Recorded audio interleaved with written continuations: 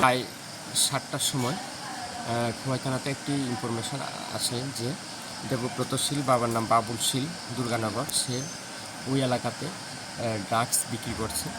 এই ইনফরমেশনের ভিত্তিতে এসআই বিশ্বকুমার দেববর্মা এবং অন্য স্টাফ গিয়ে রেড করে এবং তাকে ডিটেইন করে এবং তার কাছে 138টি ড্রাগসের হিরোইনের ভাইস পাওয়া যায় এবং খালিও কোটাও পাওয়া যায় এবং যে অ্যালুমিনিয়াম ফুয়েল সেটাও পাওয়া যায়।